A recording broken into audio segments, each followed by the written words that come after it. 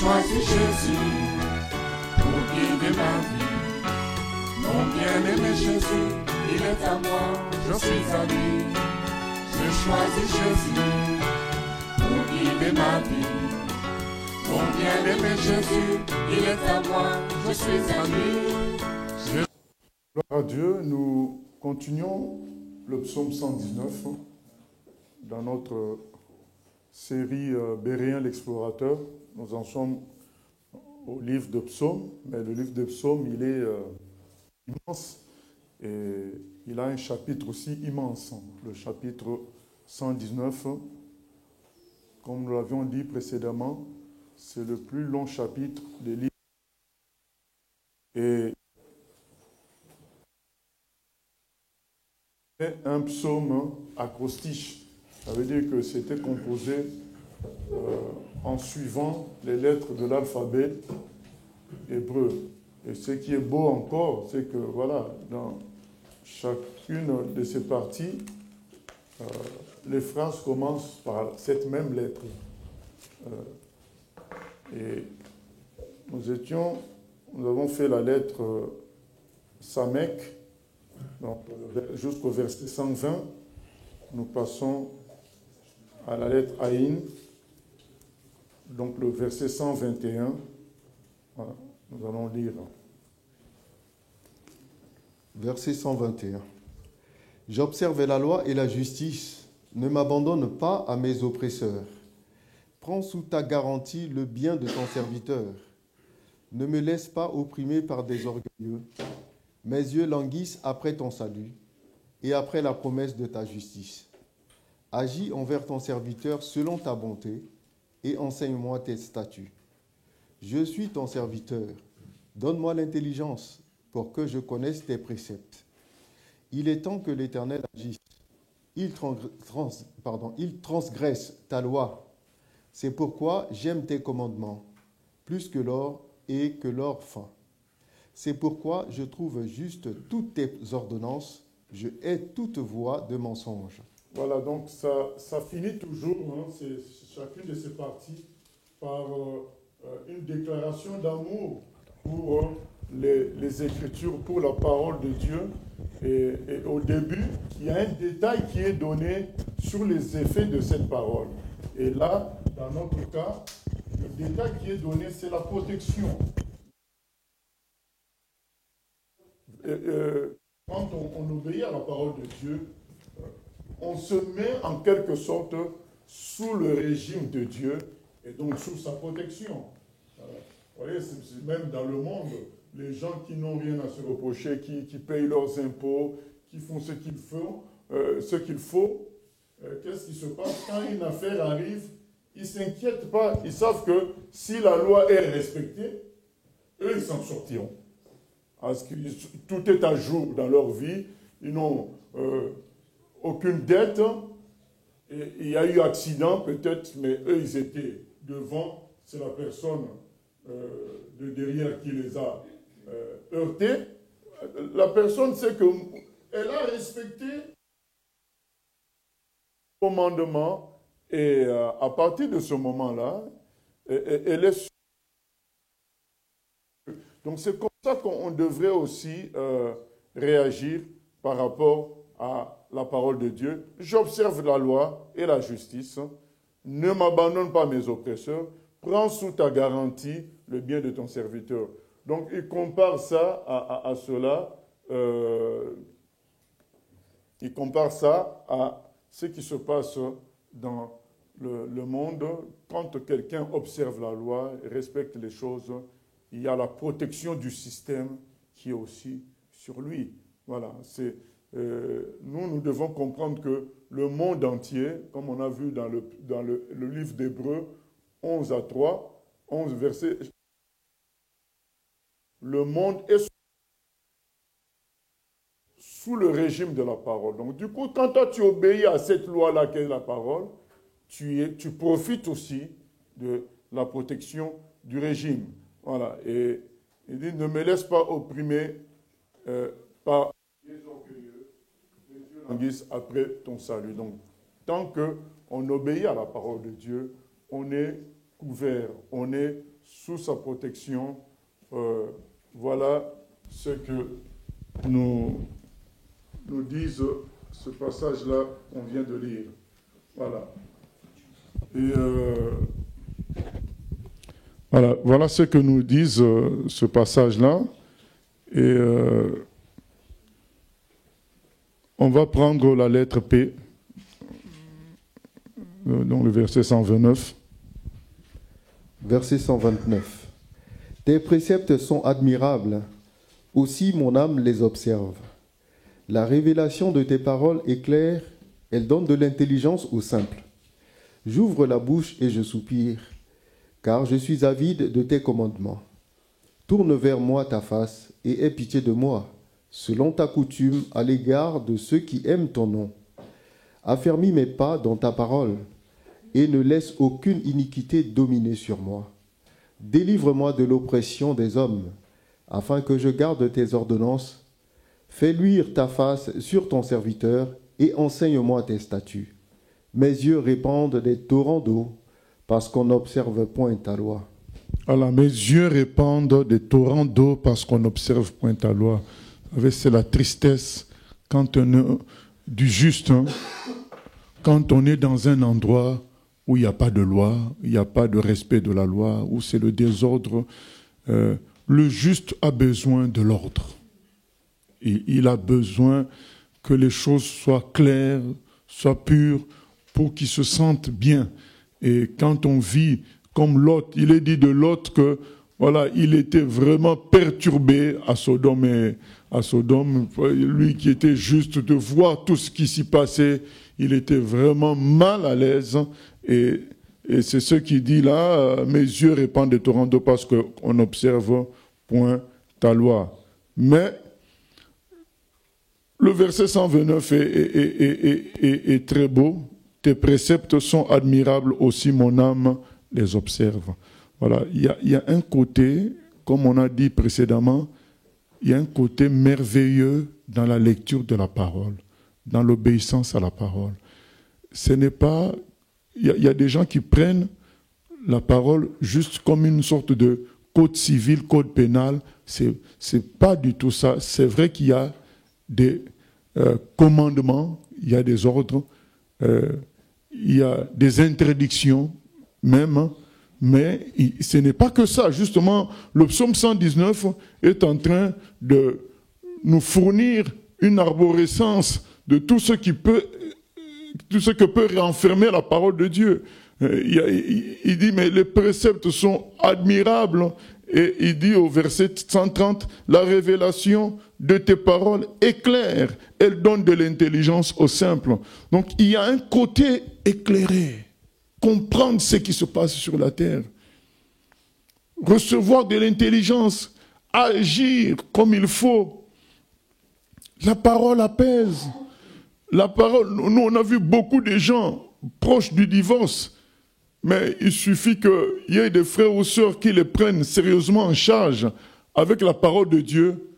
Les gens se réconcilient et revivent ensemble comme il faut. On a vu des gens proches de prendre de mauvaises décisions, mais grâce à la parole, ils voient clair, ils reçoivent une intelligence qui permet de résoudre les problèmes d'incompréhension, les problèmes de peur. Ça donne de l'intelligence aux gens qui sont simples. Parce que quand tu es compliqué, effectivement, la parole va être un frein pour toi. Parce que ça, il est écrit, le Seigneur résiste aux orgueilleux. Quand on est compliqué, la parole va être aussi compliquée pour nous. Mais quand on est simple, on en tire les leçons facilement, sans vouloir tout comprendre, mais on reçoit ce qui est bon pour nous. Tes préceptes sont admirables. Donc il y a un côté merveilleux dans la parole de Dieu. Quand on la lit, on comprend des choses, on est heureux. Et du coup, ça pousse à en apprendre davantage, à comprendre davantage. Et verset 133, affermis mes pas dans ta parole et ne laisse aucune iniquité dominer sur moi. délivre-moi de l'oppression des hommes afin que je garde tes ordonnances. Voilà,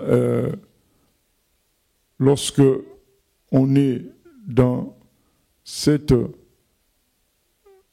vénération de la parole de Dieu, on réalise combien c'est grand, on aime, on lit, ça nous édifie et on échappe aux oppresseurs. On échappe. Parce que celui qui est dans la parole va s'attendre à la justice de Dieu et va vivre cette justice-là parce que Dieu est vrai. Donc, allons chercher de l'intelligence dans la parole. Vous savez, dans le milieu chrétien, il y a certains qui ne se satisfont pas des Écritures, qui pensent toujours qu'il faut aller chercher ailleurs pour compléter, recevoir un certain éclairage des choses. C'est le contraire. C'est plutôt tout ce qu'on trouve ailleurs qui a besoin d'un éclairage par la parole de Dieu. Quel que soit ce que tu fais comme science, tout ce que tu fais comme technologie, finalement, quand tu reviens à la parole, tu comprends mieux ce que tu fais. Comme travail, comme science, tu es cordonnier, tu es berger, tu es ingénieur. Finalement, quand tu reprends la parole, c'est là que tu comprends mieux ce que tu fais même comme travail. Il y a beaucoup de gens qui ont expérimenté ça. Je me souviens même des histoires de fin du monde. Il y a un ingénieur qui a bien compris les choses. C'est à l'église qu'il a compris les choses. Donc un jour, il arrive à l'église, le pasteur est en train de prêcher et il explique l'histoire de la marque de la bête 666, etc., etc., etc. Finalement, le monsieur qui, lui, dans son boulot d'informaticien, avait l'habitude de manipuler ce genre de notions, était émerveillé de voir que ça se trouve dans la Bible et de voir l'application finale. C'est lui qui, après, va dire aux chrétiens, aux pasteurs, mais ce sont des choses que moi je fais à mon travail, ce sont des préparations qu'on fait à notre travail. Il a vu clair quand il a écouté la parole de Dieu. Pourtant, il faisait ça depuis un moment. Au travail, les histoires de code barre, les histoires, ce qui finit aujourd'hui par des QR codes, ce qui finira par la marque de la bête, lui, il vivait déjà ça dans son travail d'ingénieur en informatique. Aujourd'hui, on vous dira, beaucoup de choses ont des termes liés à Apocalypse. Il y a je ne sais pas si je dois appeler ça logiciel ou bien application, oui, logiciel, Snapdragon, tout ça. Mais c'est des choses qui sont incontournables dans l'informatique. Aujourd'hui, il y a beaucoup de choses qui se font, beaucoup de noms en informatique profonde qui sont reliés au livre d'Apocalypse. On voit bien que tout ça nous amène vers la... tout ça nous montre qu'on est vers la fin. Et cet éclairage-là vient quand tu lis la Bible. Mais quand tu fais tes mathématiques, tu es comme emprisonné dans ton monde, tu ne vois pas clair. C'est la Bible qui éclaire les autres sciences, ce n'est pas l'inverse. Nous continuons la lettre Sadi, verset 137. Tu es juste, ô Éternel, et tes jugements sont équitables. Tu fondes tes préceptes sur la justice et sur la plus grande fidélité. Mon zèle me consume, parce que mes adversaires oublient tes paroles. Ta parole est entièrement éprouvée, et ton serviteur l'aime. Je suis petit et méprisé. Je n'oublie point tes ordonnances. Ta justice est une justice éternelle, et ta loi est la vérité. La détresse et l'angoisse m'atteignent. Tes commandements font mes délices. Tes préceptes sont éternellement justes. Donne-moi l'intelligence pour que je vive. Amen, amen. Donne-moi l'intelligence pour que je vive. Ça veut dire quoi? Aide-moi vraiment à comprendre que ta parole, c'est ça la vérité, et que je m'applique à la lire et à la vivre. C'est ça qui me donnera la vraie vie. Parce qu'on est des humains. On peut te perturber par le fait que tu t'accroches à la vérité, mais c'est les mauvais qui semblent gagner, qui semblent avancer, qui semblent produire des résultats. Ça peut déstabiliser. Et là, il nous dit, non, soyons tranquilles, Dieu est juste. Tu es juste, ô Éternel, et tes jugements sont équitables. Ta parole est la vérité, ce qu'elle dit est vrai. On peut être déstabilisé par des phrases du genre « Ah oui, mais comment du temps du déluge, Dieu a quand même fait pleuvoir même sur des enfants, quoi. » Il y a des enfants qui ont été inondés, noyés. Oui, mais dans tel passage de l'Ancien Testament, on tue même des enfants. Beaucoup de choses perturbent certains chrétiens comme ça, parce qu'ils réfléchissent à la manière des hommes. Mais quand tu plonges dans la sagesse divine, tu diras, comme le psalmiste, « Donne-moi de l'intelligence ». Voilà. L'intelligence divine te fera saisir sa parole d'une autre manière, comme c'est qu'elle est vraiment une parole de vérité et de justice. Elle est vraie, tes jugements sont équitables, tu fondes tes préceptes sur la justice. Dieu est juste dans tout ce qu'il fait, même si ça nous paraît un peu parfois difficile à comprendre ses positions, ses décisions, mais cette parole nous rassure, Dieu est juste. Il sait ce qu'il fait. Quand des enfants sont devenus orphelins, Dieu est juste. Il sait ce qu'il fait. Ses jugements sont équitables. Nous ne devons pas nous laisser déstabiliser par ce genre de choses, ni par le fait que les voies du mal semblent produire de grands résultats. Voilà. Le Seigneur manifestera sa fidélité, verset 138, tu fondes tes préceptes sur la justice et sur la plus grande fidélité. En définitive, c'est la parole de Dieu qui va l'emporter. Il y a des passages de vie dans le temps qui semblent donner l'avantage à la fausseté, au mensonge, mais en définitive, c'est toujours la vérité qui l'emporte. Donc à la fin, c'est établi que Dieu a toujours raison, au point qu'il dit finalement tes commandements font mes délices. Verset 143, la détresse et l'angoisse m'atteignent. Tes commandements font mes délices. Ils sont la réponse face à la détresse et l'angoisse. Donc face à la détresse et l'angoisse, qu'est-ce qu'il faut faire? Il faut revenir à la parole. Voilà.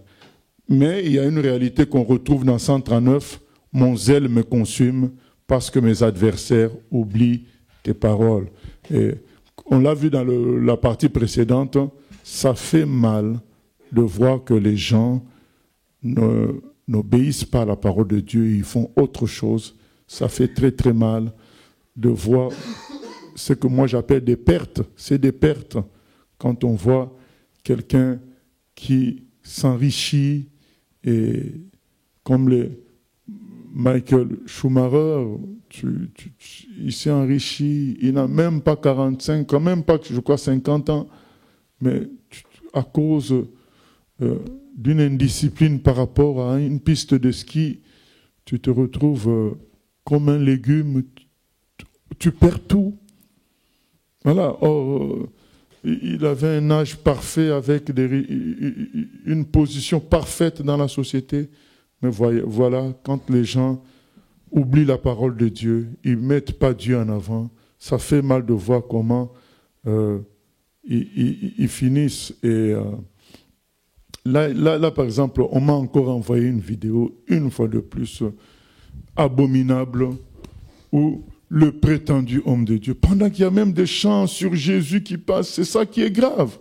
Bien-aimés, tout ça nous fait comprendre pourquoi un jour l'enfer existera. C'est des comportements exagérés. C'est-à-dire que les gens, lui, ils mangent et il essuie. Il s'essuie donc au lieu de s'essuyer avec un Kleenex, il s'essuie sur la personne qui passe. C'est ça l'imposition des mains. Donc pendant qu'il mange, il lèche son doigt ou bien il a encore de l'huile sur ses mains, allez, la personne passe, il lui fait une sorte de... Comme les catholiques font, là, j'ai oublié comment... Il signe sur la personne, et une autre personne... Et voilà, les gens font une queue, ils pensent pas... Lui, il mange. Quand tu vois ça, mais tu sais... Tu as envie de te transformer en un ange pour aller détruire, faire le scandale. Mais voilà, les gens passent. Ce qui dit, mais mon zèle me consume. Tu as la sensation de consumer. C'est pas possible. Mais bon, on nous dit que tu fondes tes préceptes sur la justice et sur la plus grande fidélité. Dieu est fidèle. Un jour, sa justice sera clairement manifeste. Soyons patients, continuons. Il est écrit, verset 140, ta parole est entièrement éprouvée. La parole de Dieu a déjà fait ses preuves dans le passé. Il y a eu Sodome et Gomorrhe, il y a eu le jugement de Dieu. Il y a eu la venue de Christ qui avait été tant promis. Voilà, donc nous pensons que le reste aussi va s'accomplir. Persévérons. Nous passons à la lettre Koph. Psaume 140, verset 145. Je t'invoque de tout mon cœur, exauce-moi, Éternel, afin que je garde tes statuts. Je t'invoque, sauve-moi, afin que j'observe tes préceptes. Je devance l'aurore et je crie. J'espère en tes promesses. Je devance les veilles et j'ouvre les yeux pour méditer ta parole. Écoute ma voix selon ta bonté. Rends-moi la vie selon ton jugement. Ils s'approchent, ceux qui poursuivent le crime. Ils s'éloignent de la loi. Tu es proche, ô Éternel, et tous tes commandements sont la vérité. Dès longtemps, je sais par tes préceptes que tu les as établis pour toujours. Amen, amen. Donc, ces commandements sont établis pour toujours. Elles sont solides, c'est des colonnes dans son temple. On peut faire confiance en la parole de Dieu. Et là, il dit que c'est la parole qui va nous sauver, nous défendre. Je t'invoque de tout mon cœur, exauce-moi Éternel, afin que je garde tes statuts. Je t'invoque, sauve-moi, afin que j'observe tes préceptes. Donc c'est sa parole qui maintenant va nous sauver et nous devons nous accrocher à elle si nous voulons trouver le salut, nous voulons trouver la protection. Voilà. Je t'invoque de tout mon cœur, exauce-moi Éternel, afin que je garde tes statuts. Je t'invoque, sauve-moi, sauve-moi. La parole apporte le salut lorsque on croit. On prend cette parole, on cherche la solution à notre problème, on va la trouver dedans. Je vois par exemple, je prends l'exemple du temps où ils étaient en train de chercher où était né le Messie. Les mages, quand ils sont arrivés, ils ont dit, on a vu l'étoile. Et ils ont pensé peut-être que c'était à Jérusalem, mais quand les sages juifs ont pris le problème en main, ils ont consulté la parole. En consultant la parole, ils ont vu que c'était écrit, c'est à Bethléem. Vous voyez, quelque chose comme ça qui paraît n'avoir... vous savez, c'est pour les mages, c'était une question astronomique. C'était une question scientifique. On voit une étoile bouger, on arrive, où ils essaient d'étudier à partir de la position d'étoile, où est-ce que ça peut être exactement. Pour eux, c'était une question astronomique, scientifique, mais tout est dans la parole. Quand ils ont pris la parole, la réponse était dedans, Bethléem. Réponse beaucoup plus claire que l'astronomie. Voilà. Nous devons comprendre que les réponses les plus claires, on les recevra dans la parole. Donc c'est ça qui donne son caractère de sauver. Voilà. Ça nous sauve de toute forme de situation. Écoute ma voix selon ta bonté. Rends-moi la vie selon ton jugement. Ils s'approchent, ceux qui poursuivent le crime, ils s'éloignent de la loi. Donc quand on est dans la vérité, tout ce qui s'approche ou le crime, ils finiront par fuir. Ils ne supporteront pas la vérité. Demeurons dans la vérité. Beaucoup de chrétiens prennent pour habitude, malheureusement, de réagir charnellement aux attaques, de contre-attaquer humainement. Or, il suffit de demeurer dans la vérité. La vérité te protégera, te défendra. On va voir ça même dans la prochaine partie. C'est la vérité qui délivre.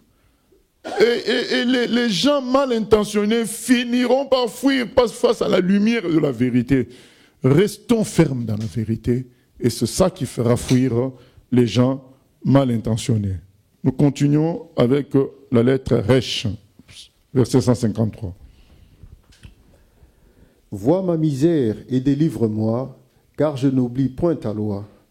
Défends ma cause et rachète-moi. Rends-moi la vie selon ta promesse. Le salut est loin des méchants, car ils ne recherchent pas tes statuts. Tes compassions sont grandes, ô Éternel. Rends-moi la vie selon tes jugements. Mes persécuteurs et mes adversaires sont nombreux. Je ne m'écarte point de tes préceptes. Je vois avec dégoût des traîtres qui n'observent pas ta parole. Considère que j'aime tes ordonnances, Éternel, et rends-moi la vie selon ta bonté. Le fondement de ta parole est la vérité, et toutes les lois de ta justice sont éternelles. Amen, amen. Voilà, le fondement de ta parole est la vérité. Donc, on voit au verset 154, défends ma cause et rachète-moi. Vois ma misère, verset 153, et délivre-moi. Rends-moi la vie selon ta promesse. Vous savez, la parole de Dieu contient toute une multitude de promesses de délivrance, de protection, et elle est vraiment un refuge. Regarde ma misère et en fonction de ta parole, rends-moi la vie. Voilà. Ta parole me promet ceci, cela. Bien aimé, il y a même des chèques en blanc dans la parole. Quand c'est écrit, tout ce que vous demanderez, je vous donnerai. Jean 14, 12 à 14. Il dit au verset 14, ce que vous me demanderez en mon nom, je le ferai. Jean 16, 24, il dit, jusqu'à présent, vous n'avez rien demandé. Demandez, il vous sera donné afin que votre joie soit parfaite. C'est des chèques en blanc. On ne vous donne pas une limite dans la demande. Du coup, bien aimé, quel que soit le problème qu'on peut rencontrer, ne suivons pas la voie du misérabilisme. Commencer à se plaindre sur son sort, élever les souffrances, glorifier les difficultés. Non. Les difficultés sont déjà là, elles font déjà mal. Ne leur donnons pas en plus de l'adoration ou de la louange. Déjà qu'elles nous font mal, ces difficultés. Il faut les attaquer. Récupérer la parole. Regardez les promesses. Qu'est-ce que ça dit? Quand le malheureux crie, l'Éternel entend et le délivre de toutes ses détresses. Voilà. Il dit, vois ma misère et délivre-moi, car je n'oublie point ta loi. Voilà, donc c'est lié. Ces délivrances-là sont décrites dans la loi. Défends ma cause et rachète-moi. Rends-moi la vie selon ta promesse. On utilise la parole, on rappelle au Seigneur, on dit, mais voilà tes promesses. Rends-moi la vie parce que là, je suis dépassé, je suis au bout du rouleau. Accomplis tes promesses. Défends-moi et sauve-moi. Et une fois de plus, on parle aussi des gens qui n'écoutent pas la parole de Dieu. Mes persécuteurs et mes adversaires sont nombreux. Je ne m'écarte point de tes préceptes. Je vois avec dégoût des traîtres qui n'observent pas ta parole. Finalement, ces gens-là qui n'observent pas la parole de Dieu, c'est vrai qu'ils blessent les gens qui l'observent, mais ils ne doivent pas être l'occasion pour nous de nous éloigner de la parole. Parce que si on s'éloigne de la parole, c'est là qu'on leur donne vraiment la force. Voilà. nous devons continuer à nous attacher à la parole, peu importe ce qu'il arrive, peu importe le nombre de défaites qu'on peut avoir dans certaines batailles, tu te relèves, tu dis Seigneur, rends-moi la vie. Dans ce passage-là, ce terme-là a été cité, je crois, 3 fois au moins. Rends-moi la vie selon ta bonté. Rends-moi la vie, c'est-à-dire utilise, accomplis tes promesses qui sont dans ta parole en ma faveur, car toutes tes lois, les lois de ta justice sont éternelles. Dieu n'a pas changé, il est le même hier, aujourd'hui, éternellement. Ce qu'il a dit et qui s'est accompli autrefois peut s'accomplir aujourd'hui. Soyons accrochés à la parole. Récupérons ça dans des moments de misère, de détresse, et demandons à ce que le Seigneur nous rende la vie, nous redonne de l'espérance, de l'assurance. C'est ce que ont fait les apôtres dans Actes des Apôtres chapitre 4, quand ils ont été fouettés, ils ont fait, à cause de Jésus, ils ont fait une prière, ils ont dit Seigneur, regarde tout ce que les gens font contre le nom de Jésus-Christ. Alors nous te demandons de nous donner de l'assurance, afin que nous prêchions le nom de Jésus et que s'accomplissent des prodiges et des signes, que les gens réalisent, rends-nous la vie, parce que il y a les fouets, tout ça, ça nous déstabilise, les prisons, mais toi, rends-nous la vie, que tes promesses s'accomplissent, qu'on prêche la parole, que les gens soient touchés et que les signes et les prodiges s'accomplissent. Il est écrit que quand ils ont fait cette prière, les murs ont tremblé. Voilà. Vous savez, notre problème à notre époque, c'est qu'on a beaucoup trop de fausses solutions parallèles. On a beaucoup de possibilités. Bien sûr, des fausses possibilités d'échapper au problème. À cause de la multiplication de la connaissance, il y a plusieurs options. Et on a du mal à cause de cela à crier de tout notre cœur à Dieu, à considérer la parole fortement comme étant la puissance qui peut nous délivrer, parce qu'il y a d'autres opportunités. Mais ces gens-là, à leur époque, ils étaient vraiment démunis. Il ne leur restait que Dieu. Que Dieu. Du coup, ils invoquaient vraiment la parole de Dieu avec toute la détresse possible quand le malheureux crie. Mais nous, on fait appel à la parole tout en ayant dans le cerveau, voilà, d'autres solutions qui n'en sont pas, hein, mais qui se présentent comme telles. On vit une époque où il y en a beaucoup de ce genre de fausses solutions. Et du coup, quand on invoque Dieu, c'est léger. Comme s'il y a toujours un recours. Ailleurs, quand Jean Schwab a invoqué le Seigneur au point que le Seigneur lui est apparu, c'est parce qu'il a entendu le médecin qui dit, je signe l'acte de décès à l'avance, car cet homme ne passera pas cette nuit. Quand il entend ça, il ne lui reste que quoi? Parce que normalement, l'hôpital, c'est pourquoi? L'hôpital, c'est pour qu'on soit guéri. L'hôpital, c'est pour qu'on s'en sorte. Maintenant, la personne qui est comme ta solution en ce moment-là, elle avoue qu'elle ne peut plus rien. Et d'ailleurs, elle te prophétise la mort dans quelques heures. Il ne te reste plus que qui? Que Dieu. Voilà. Aucun membre de famille ne peut quelque chose.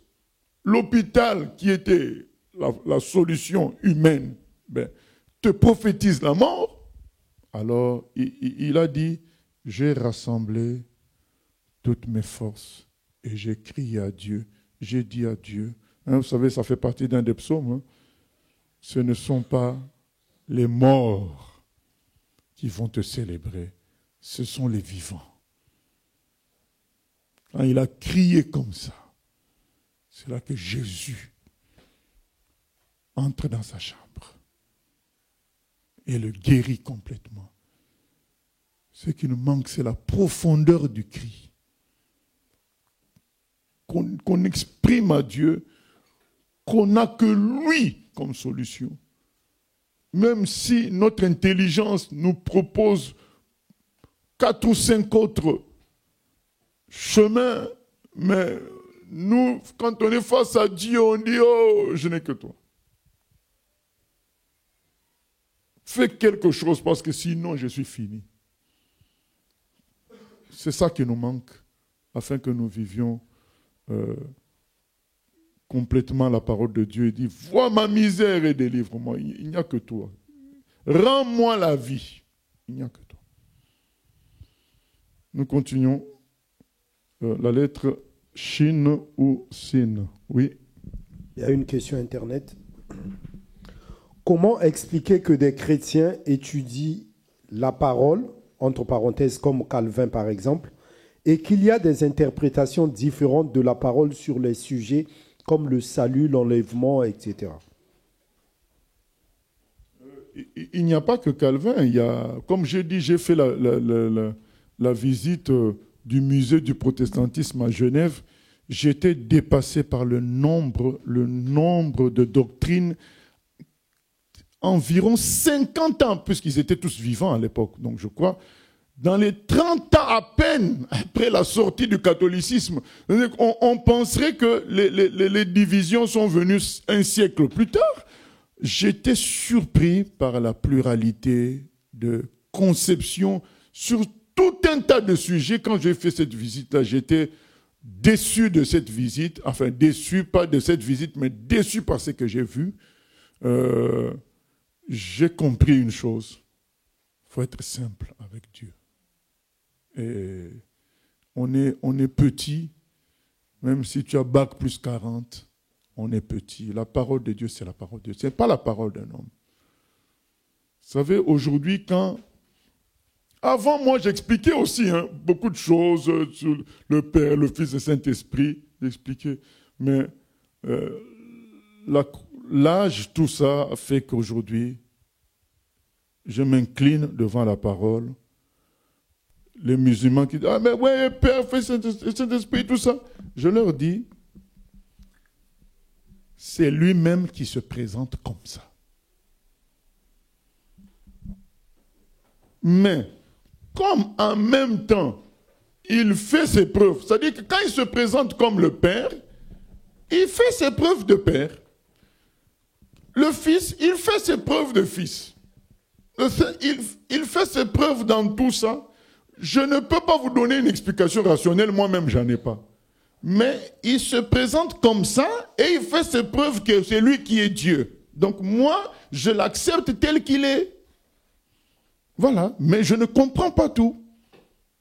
Mais c'est lui-même qui se présente comme ça. Et c'est ce qui a manqué, et c'est ce qui manque aux chrétiens, c'est de laisser ce qui est à Dieu, et de se contenter de ce que l'homme peut manger. Et bon, lui, il s'est présenté comme ça. Dans beaucoup de discussions avec les musulmans aujourd'hui, je donne maintenant les versets bibliques. Et quand ils veulent aller trop loin, je dis, écoutez, c'est lui qui a dit ça. Voilà. C'est lui qui a dit ça. Si vous voulez en savoir plus, demandez-lui. Mais moi, je crois en ça parce qu'il a fait les preuves qu'il est digne de confiance. Et donc quand il dit ça, moi j'accepte. Voilà. Et à vouloir tout expliquer et tout comprendre, c'est ça qui a créé cette prolifération de doctrines. Et d'ailleurs, on a commencé un séminaire, on a fait déjà deux, c'est une trilogie. Il y a le premier, c'était la force de la communauté à la Baule. Le deuxième, là, on a fait, c'est l'environnement chrétien. Et le dernier, ça sera la vie des groupes chrétiens. Voilà. Et dans ce dernier, on va expliquer que dans la vie des groupes chrétiens, on doit se contenter de la parole qui construit, qui édifie, et laisser les choses complexes aux gens qui sont appelés pour ça.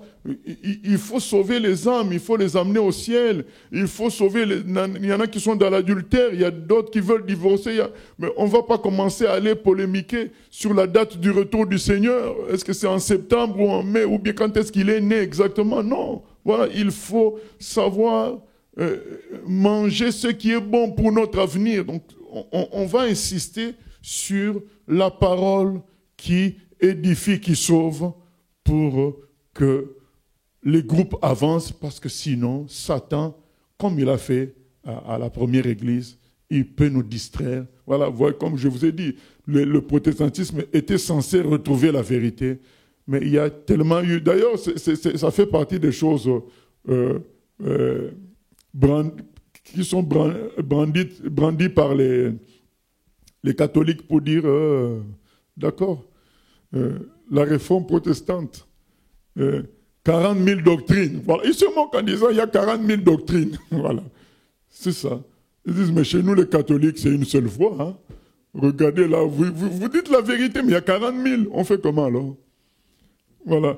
Et ça fait partie des moqueries du catholicisme face aux protestants, c'est de dire, ben voilà, depuis que vous êtes sortis de chez nous, vous avez combien? 40 000 doctrines. Bon, c'est vrai que c'est faux que c'est 40 000, mais c'est une façon de dire. Mais effectivement, les gens, en corrigeant le catholicisme, ils ont voulu créer leur truc. Non. On doit corriger pour revenir à Jésus et à la simplicité de la parole, non pas créer encore quelque chose de complexe. Voilà, c'est tout. Oui? Tout à l'heure, quand on parlait des voies de recours, ça arrive que quand on prie pour demander quelque chose à Dieu, pour lui demander d'intervenir dans une situation, on imagine une solution plutôt terrestre. Quelle posture il faut adopter alors? Parce que, je prends un exemple, si par exemple on prie pour que Dieu intervienne dans une situation financière ou pourvoie un tel besoin financièrement, et qu'on a une idée en tête, on se dit « Ah oui, mais si je remplis tel dossier à la CAF ou si je demande à un tel, je vais pouvoir avoir ça ». Est-ce que ça veut dire qu'il faut refuser ce genre de recours complètement et ne rien faire en laissant Dieu agir ou... Non, il faut juste qu'au moment où on prie, on oublie le reste. C'est juste ça, c'est la prière. Pendant qu'on prie, on oublie le frère qui habite à 50 mètres, qui est très riche. On oublie, voilà, donc on oublie tout ça, puisque moi je peux vous dire que combien de surprises n'ai-je pas eu? C'est-à-dire que la délivrance financière n'est pas venue de l'endroit probable auquel j'aurais pensé, mais d'ailleurs, ou parfois par surprise, voilà. La règle, c'est quand on prie, on pense qu'à Dieu seul, à lui seul. Voilà. Et puis, si après les idées viennent, ça c'est autre chose. Mais pendant la prière, tu parles à Dieu comme étant seule la solution à ton problème. Et du coup, avec ces idées-là, alors qui pourraient venir après de solutions terrestres, est-ce que ces solutions-là, comment on les considère du coup? Si elles n'entravent pas notre foi ou bien les façons de faire du Seigneur, on peut les aborder. Mais s'il y a une petite tâche, on sent que ça va entacher peut-être notre foi, ça va tacher sur les procédures du Seigneur. Donc on tient bon, on s'attend au Seigneur. Oui, ma question c'est par rapport au chèque en blanc. Concernant les versets, tout ce que vous demanderez en mon nom, je vous donne, et jusque-là, vous n'avez rien demandé. Alors, si j'entends la logique de la chose, c'est que le chrétien, il doit toujours être dans la détresse. Au moment où il est dans la détresse, qu'il doit utiliser ses chèques en blanc, demander la délivrance au Seigneur, ou par exemple, quand j'ai un chèque en blanc dans la vie courante, je peux me permettre d'aller acheter des choses de loisirs pour mon confort et tout ça. Donc, si je n'ai pas de problème, je peux aussi demander des choses en tant que chrétien qui suit parfaitement les statuts de Dieu. Ben, Seigneur Jésus, tu m'as dit tout ce que je demande en ton nom, je l'ai. Ben, je veux une grande maison pour mes enfants. Ou une Mercedes blanche. Non, mais il n'y a pas de problème. Mais pourquoi j'ai comme l'impression que les gens, ils attendent toujours qu'ils sont vraiment dans la détresse, ils demandent le secours pour être libérés de cette situation. Parce qu'avant la détresse, ils s'en sortent. Alors qu'ils peuvent vouloir plus. Voilà. Et que si Dieu voit qu'il y a la convoitise, que lui-même t'arrête. Voilà. Mais on est libre, c'est des chèques en blanc, tout ce que vous demandez. Eh ben, il a dit tout ce que je demande.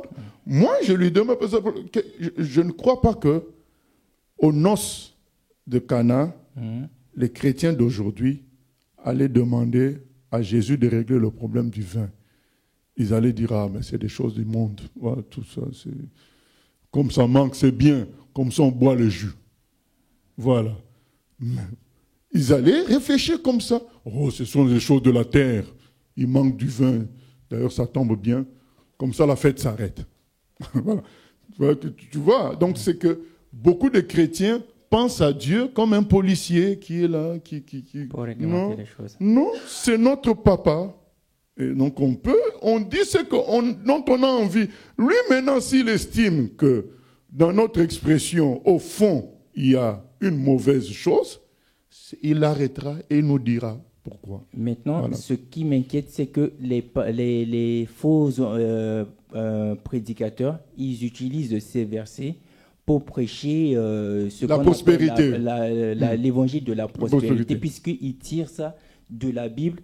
Et il n'y a pas une limite à proprement parler, puisque de ce que je lis là, il n'y a pas une limite. Ils peuvent prêcher uniquement la prospérité et les chrétiens, ils verront que voilà, ils sont dans ce qu'ils disent là ne contredit pas la parole et ils vont les suivre. Oui, mais là où ça contredit, c'est que le Seigneur dit quand même que nous devons chercher d'abord le royaume des cieux. Voilà, et le reste viendra. Donc quand maintenant on commence à t'exhorter à faire de la réussite et de la prospérité terrestre ton champ de recherche, oui. C'est ça qui n'est pas bon avec ces faux prédicateurs-là. Nous, on dit tout simplement ce dont tu as envie. Tu demandes à Dieu, mais dans ta vie, tes objectifs doivent être les objectifs célestes. Voilà. Mais à un moment donné, si tu as envie de manger des poulets fumés, tu demandes à Dieu. Alors que tu te retrouves en Ukraine, mais tu demandes quand même le poulet fumé. Voilà. Okay. C'est ça, quoi. D'accord. Nous passons à Chine, pour d'autres. 161. Verset 161. Des princes me persécutent sans cause, mais mon cœur ne tremble qu'à tes paroles. Je me réjouis de ta parole, comme celui qui trouve un grand butin. Je déteste le mensonge. J'aime ta loi. 7 fois le jour, je te célèbre à cause des lois de ta justice. Il y a beaucoup de paix pour ceux qui aiment ta loi, et il ne leur arrive aucun malheur. Amen. J'espère en ton salut, ô Éternel, et je pratique tes commandements. Mon âme observe tes préceptes, et je les aime beaucoup. Je garde tes ordonnances et tes préceptes, car toutes mes voies sont devant toi. Amen, amen. Donc, il finit toujours, comme on a dit, par des paroles vraiment d'amour, d'attachement à la parole de Dieu. Après avoir donné un aspect, l'aspect au début, là, c'est le fait qu'il compare la parole de Dieu au conseil ou bien à la logique des grands de ce monde. Les grands de ce monde... des princes, c'est des princes qui me persécutent sans cause, mais mon cœur ne tremble qu'à tes paroles. Voilà, les princes, comme on entend aujourd'hui, les Soros, les Klaus Schwab, des gens qui vous disent, comme les Sarkozy, le nouvel ordre mondial est là et personne ne pourra résister à ça. Voilà, ça, ce sont les princes qui semblent prendre de l'autorité sur l'humanité. Il dit, mais tout ça, ça ne me fait pas trembler. Ta parole est au-dessus de tout ça. Et c'est vrai. Et c'est vrai. Et il dit, je me réjouis de ta parole comme celui qui trouve un grand butin. Parce que les princes, qu'est-ce qu'ils promettent? Un grand butin. Si tu entres dans la franc-maçonnerie, si tu entres dans notre logique, les portes te seront ouvertes. Plus besoin de visa pour aller dans certains endroits. Aujourd'hui, ils ont le système de, vous savez, quand on va dans les campings, on nous met une sorte de bracelet, là. Eh bien, ça existe aujourd'hui dans le monde ces grands-là, quand il arrive quelque part, il montre, il passe. Il passe. Et c'est ce que promettent les princes. Si tu entres dans notre société secrète, voilà les avantages qui t'attendent, voilà les postes qui t'attendent. Mais il lui dit non, mon grand butin en moi, parce que ces princes-là promettent des grands butins, mon grand butin en moi, c'est la parole. C'est vrai que le diable va rigoler, dire ah oui, et qu'est-ce que tu as quoi dans ta vie? Voilà. Qu'est-ce que tu as? Mais j'ai la parole. Le frère Paul, qu'est-ce qu'il dit? On va lire ça dans 2 Corinthiens 6 ou 11. Je crois que c'est 6. 2 Corinthiens 6. Attention, si on ne trouve pas dans 6, on va y aller dans 11. 2 Corinthiens 6.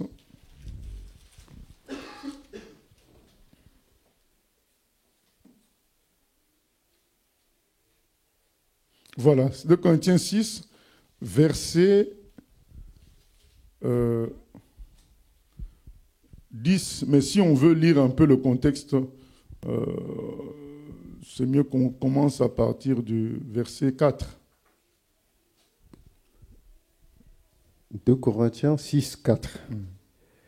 Mais nous rendons recommandables à tous égards comme serviteurs de Dieu, par beaucoup de patience dans les tribulations, dans les calamités, dans les détresses, sous les coups, dans les prisons, dans les séditions, dans les travaux, dans les veilles, dans les jeûnes, par la pureté, par la connaissance, par la longanimité, par la bonté, par l'Esprit Saint, par un amour sincère, par la parole de vérité, par la puissance de Dieu, par les armes offensives et défensives de la justice, au milieu de la gloire et de l'ignominie, au milieu de la mauvaise et de la bonne réputation, étant regardés comme imposteurs, quoique véridiques, comme inconnus, quoique bien connus, comme mourants, et voici nous vivons comme châtiés, quoique non mis à mort, comme attristés, et nous sommes toujours joyeux, comme pauvres, et nous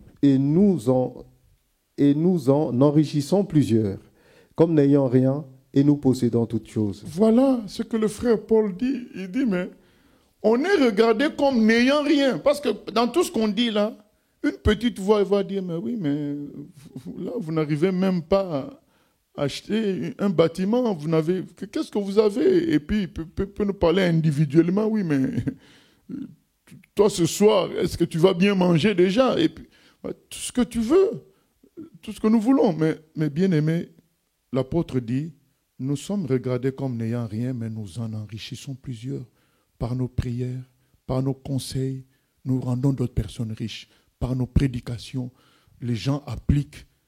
Et eux, ils deviennent riches parce que c'est comme ça que Dieu les conduit, eux, mais à travers le travail que nous faisons, des prières, de paroles, de conseils, les gens, eux, ils deviennent riches. Et il dit... toujours dans ce même verset, comme n'ayant rien, mais nous possédons toutes choses, puisque notre Père possède tout, l'univers est à lui, donc tout est à nous. Même si nous semblons ne pas avoir, c'est faux. Et c'est là le piège du christianisme d'aujourd'hui. Le diable a titillé les chrétiens pour les pousser à vivre ces versets, à vivre certains versets par le toucher physique. C'est-à-dire que Dieu me promet, je serai le premier et non le dernier. On ne manquera de rien. Et comme on dit, nous possédons toutes choses. Le diable veut que tu les possèdes physiquement comme ça, comme les païens. Non. Paul dit, nous sommes riches. Ce n'est pas quelque chose que nous serons. Et souvent, le diable a dit aux jeunes serviteurs, au début, tu commences pauvre, tu seras béni plus tard. C'est faux, on est béni dès le début parce qu'on est des enfants du Papa qui a fait les cieux et la terre. Nous sommes riches. Ce n'est pas pour un jour futur. Si dans les jours futurs, on touche le physique, c'est le parcours de Dieu pour des objectifs. Mais ce n'est pas que maintenant nous sommes pauvres et nous serons riches plus tard. Non, nous sommes déjà riches. Nous sommes plutôt regardés comme pauvres. Mais un vrai chrétien doit entrer dans la dimension de l'invisible. Réaliser comme le frère Paul que tout ce qui est à notre Père, tout ce qui est sur la terre, les diamants partout, c'est à nous, comme disait Richard Rembrandt en prison, pendant que lui, il mangeait moins bien qu'un cochon, il bénissait le Seigneur pour le bon repas que le chrétien américain prenait. Parce qu'il considérait ça comme si c'était lui-même qui mangeait ce bon repas-là du chrétien américain, parce que c'est son frère, c'est sa famille. Il n'attend pas de bénir le Seigneur lorsque lui, il aura la belle omelette au lardon. Non, il bénit déjà le Seigneur pour ce que le chrétien américain mange. Parce que c'est la grâce de Dieu, c'est la richesse de la famille. Bien-aimés, n'écoutez pas les promesses comme quoi, les fausses promesses comme quoi, mais tu seras riche plus tard. Non, tu es riche. Tu es propriétaire maintenant. Ce n'est pas plus tard. Plus tard, oui, il peut se faire que tu le deviennes selon les humains, mais c'est lié à un objectif de Dieu. C'est ça qui fait que beaucoup maintenant, quand cette richesse physique vient, ils deviennent fous. Ils sortent de la parole de Dieu. Parce que, au lieu de comprendre que ça arrive maintenant pour un objectif, ils croient que c'est leur moment de vivre le paradis sur terre, c'est faux. Le paradis sur le ciel. Sur terre, nous sommes en mission. Nous sommes en mission. Aujourd'hui, j'ai 10 € dans le compte bancaire. Dans 5 ans, j'ai 15 millions. Je ne dois pas me dire, maintenant c'est mon temps. Non. Tu dois te dire, à quoi doivent servir ces 15 millions pour la gloire de Dieu? Pourquoi il me les a donnés? Parce que nous aurons au ciel des réjouissances éternelles, bien-aimés. Nous sommes dès maintenant riches. Nous sommes dès maintenant premiers. Ne cherche bien. Et si ça se concrétise humainement, gloire à Dieu. Si ça ne se concrétise pas, ça ne change rien. Voilà comment on doit voir les choses. Nous allons finir avec la lettre Tau.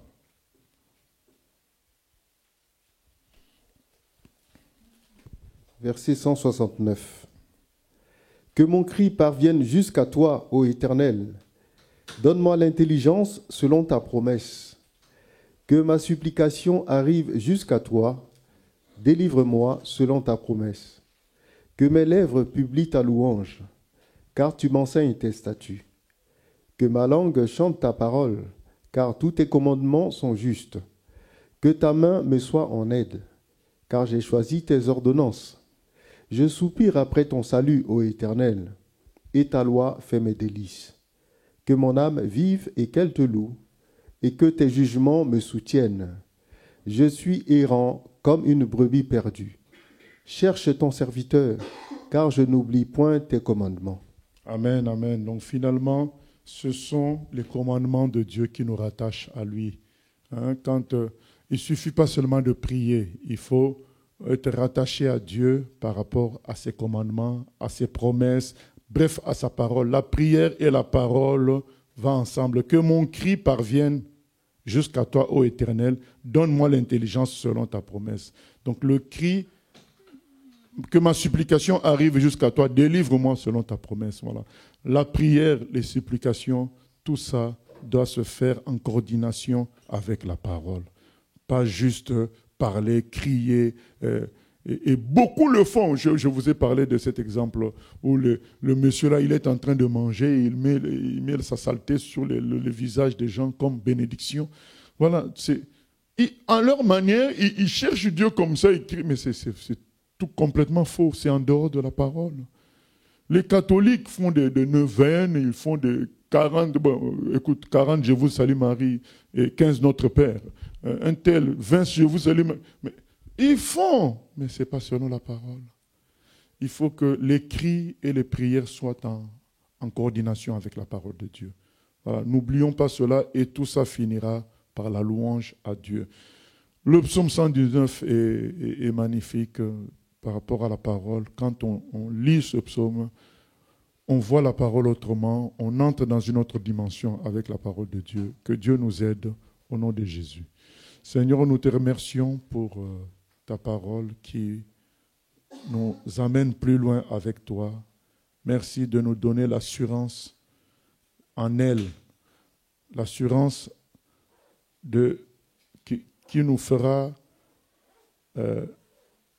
qui fera que nous utilisions ta parole à tout moment. Cette assurance qu'elle est la vérité, que, comme on a dit, que nous voyons nos richesses ou pas, que nous soyons humainement en première place ou pas, nous devons croire que ta parole dit la vérité. Nous le sommes et c'est ainsi, Seigneur. Nous devons croire en ta parole, dans tout ce qu'elle nous donne comme promesse, comme commandement, comme instruction, comme ordonnance. Tout ça fait partie d'un même régime. Lorsqu'on applique le tout, on est béni dans le tout. Aide-nous à entrer dans cela, à ne pas choisir que les promesses et à négliger les ordres, les instructions, à tout prendre, à ne pas choisir que des paroles de sagesse et négliger les paroles de mission. Non, à tout prendre, Seigneur. Merci pour ta paix et ta gloire au milieu de nous, au nom de Jésus. Amen. Gloire à Dieu. Voilà, donc nous nous retrouvons, une petite annonce, jeudi à samedi avec nos bien-aimés au Luxembourg. Donc on le dit aussi pour la prière, que Dieu soit béni. Amen.